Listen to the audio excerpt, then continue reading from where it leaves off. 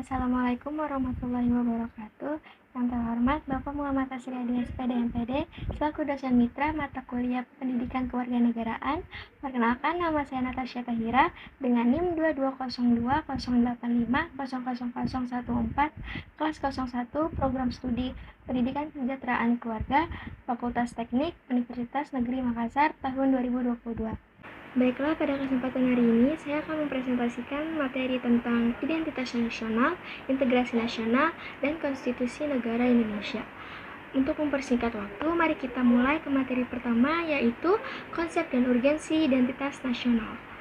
Apa sih yang dimaksud dengan identitas nasional? Dalam konteks pendidikan kewarganegaraan, identitas nasional lebih dekat dengan jati diri, yakni ciri-ciri atau karakteristik, perasaan atau keyakinan tentang kebangsaan yang membedakan bangsa Indonesia dengan bangsa lain.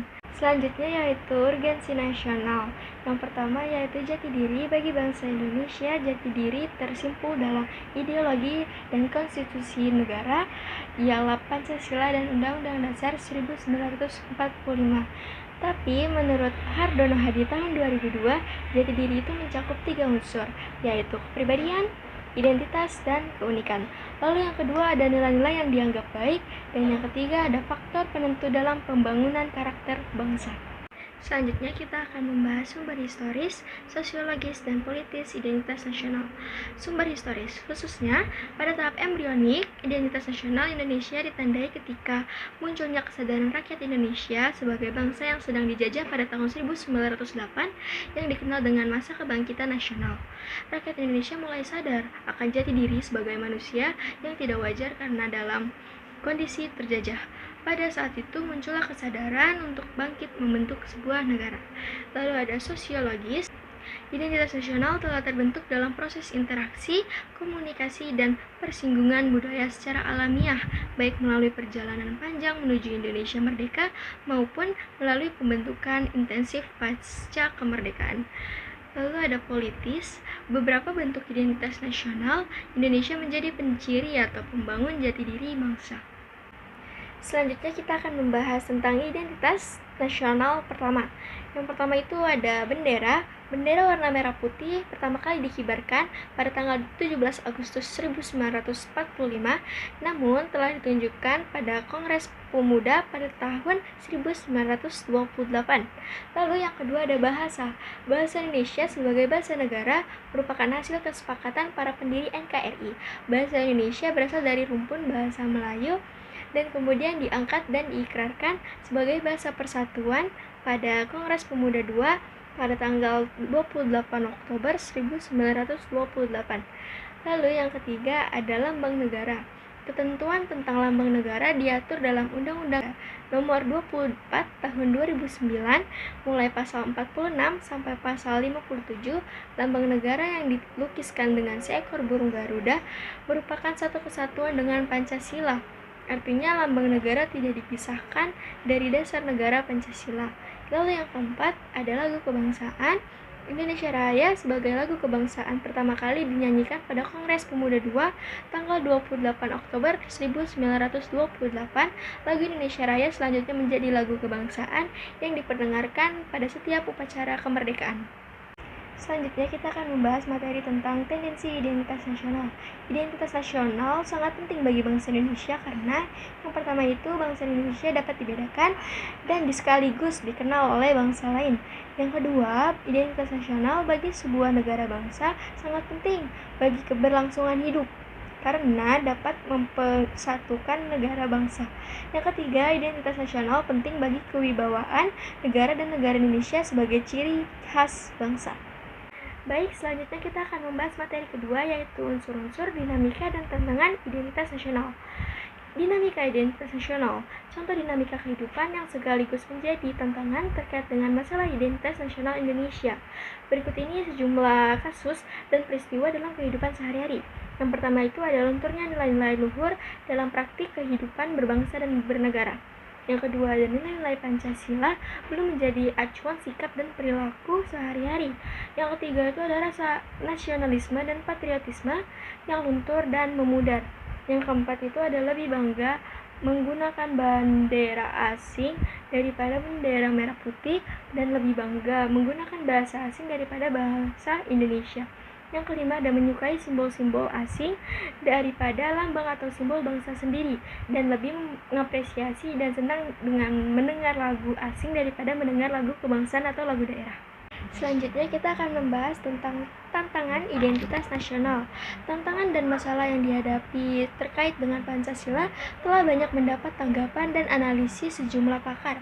Menurut Azumardi Azra pada Tilaar 2007 menyatakan bahwa saat ini Pancasila sulit dan dimarginalkan di dalam semua kehidupan masyarakat Indonesia karena yang pertama, Pancasila dijadikan sebagai kendaraan politik, yang kedua adanya liberalisme politik, dan yang ketiga lahirnya desentralisasi atau otonomi daerah. Menurut Tilaar 2007, Pancasila telah terlanjur tercemar dalam era Orde Baru yang telah menjadikan Pancasila sebagai kendaraan politik untuk mempertahankan kekuasaan yang ada.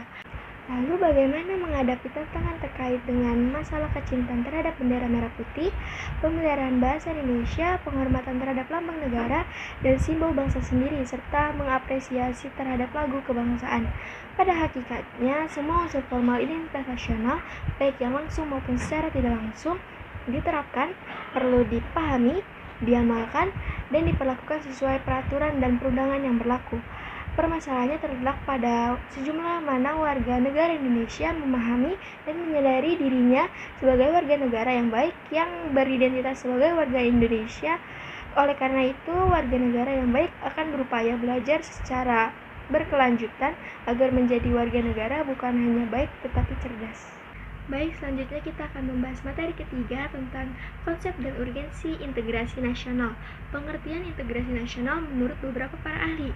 Yang pertama dari Safruddin Bahar tahun 1996, integrasi nasional itu upaya menyatukan seluruh unsur suatu bangsa dengan pemerintah dan wilayahnya. Lalu menurut Riza Nur Afrani tahun 2001, integrasi nasional itu pembentukan suatu identitas nasional dan penyatuan berbagai kelompok sosial dan budaya ke dalam suatu kesatuan wilayah. Lalu menurut Juliati Suroyo tahun 2002, bersatunya suatu bangsa yang menempati wilayah tertentu dalam sebuah negara yang berdaulat. Lalu menurut Ramlan Surbakti tahun 2010, integrasi nasional itu proses penyatuan berbagai kelompok sosial budaya dalam suatu kesatuan wilayah dan dalam suatu identitas nasional. Selanjutnya kita akan membahas tentang konsep integrasi nasional. Yang pertama itu ada integration, yaitu kesempurnaan atau keseluruhan. Lalu yang kedua itu ada nasional, bangsa sebagai bentuk persekutuan dari orang-orang yang berbeda latar belakangnya dalam suatu wilayah dan di bawah kekuasaan politik. Selanjutnya kita akan membahas tentang jenis integrasi nasional. Yang pertama itu adalah integrasi politik. Di dalamnya itu dimensi vertikal menyangkut hubungan elit dan massa guna menyembatani perbedaan dalam rangka pengembangan proses politik yang partisipatif. Lalu ada dimensi horizontal menyangkut masalah teritorial, antar daerah, antar suku, umat beragama, dan golongan masyarakat Indonesia. Lalu yang kedua itu ada integrasi ekonomi. Di dalamnya itu ada saling ketergantungan antar daerah dalam upaya memenuhi kebutuhan hidup rakyat. Lalu ada penghapusan hambatan-hambatan antar daerah. Lalu yang ketiga itu ada integrasi sosial budaya. Di dalamnya itu ada proses penyesuaian unsur-unsur yang berbeda dalam masyarakat sehingga menjadi satu kesatuan. Lalu ada kesediaan bersatu bagi kelompok-kelompok sosial budaya di masyarakat. Baik, selanjutnya kita akan membahas materi keempat, yaitu dinamika dan tantangan integrasi nasional. Menggali sumber historis, sosiologis, dan politik tentang integrasi nasional. Yang pertama itu ada historis. Ada 3 integrasi dalam sejarah.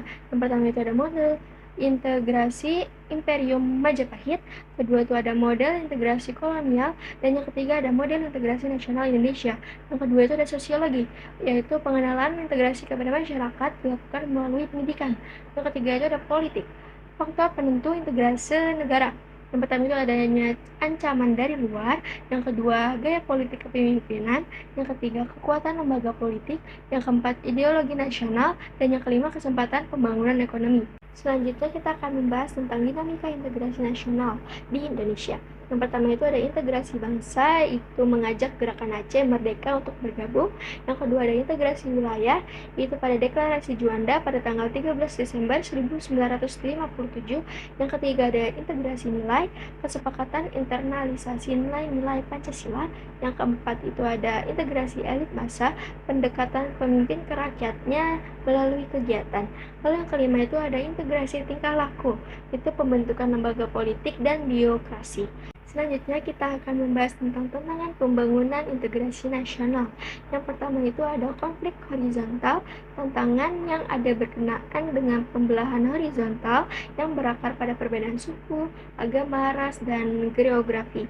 Dan yang kedua itu konflik vertikal, tantangan yang ada adalah berupa celah perbedaan antara elit dan massa, di mana latar belakang pendidikan kekotaan menyebabkan kaum elit berbeda dari massa yang cenderung berpendidikan tradisional. Baik, selanjutnya kita akan membahas materi yang kelima, yaitu tentang konsep dan urgensi konstitusi negara Indonesia.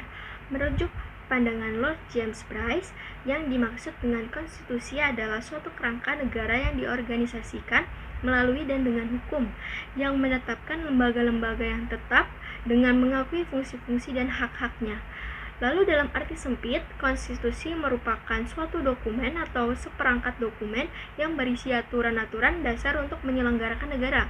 Dalam arti luas, konstitusi merupakan peraturan baik tertulis maupun tidak tertulis yang menentukan bagaimana lembaga negara dibentuk dan dijalankan. Selanjutnya kita akan membahas tentang sumber historis, sosiologis, dan politik tentang konstitusi dalam kehidupan berbangsa dan bernegara.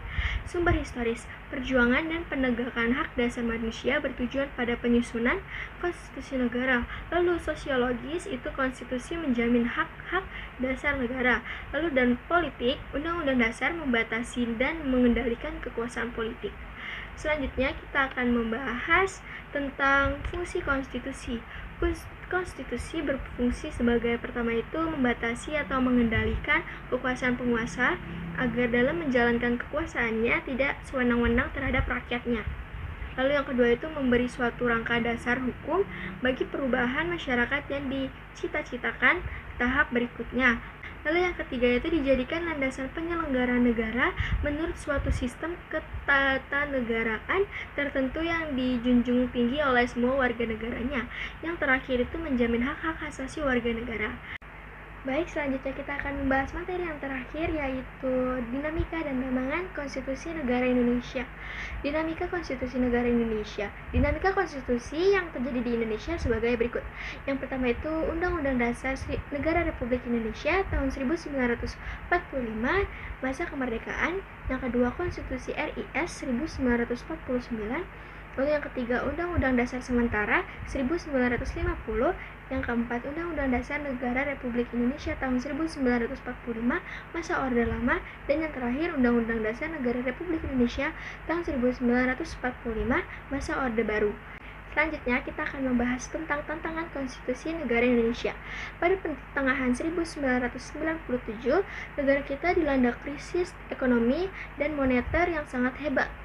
Krisis ekonomi dan moneter yang melanda Indonesia ketika itu merupakan suatu tantangan yang sangat berat. Akibat dari krisis tersebut adalah harga-harga melambung tinggi, sedangkan daya beli masyarakat terus menurun. Selanjutnya kita akan membahas tentang sifat konstitusi. Fleksibel, konstitusi yang dapat diubah melalui proses yang sama dengan undang-undang. Lalu ada rigid, konstitusi rigid adalah konstitusi yang perubahannya dilakukan melalui cara-cara atau proses khusus. Baik, itulah yang dapat saya sampaikan. Kurang lebihnya mohon maaf. Wassalamualaikum warahmatullahi wabarakatuh.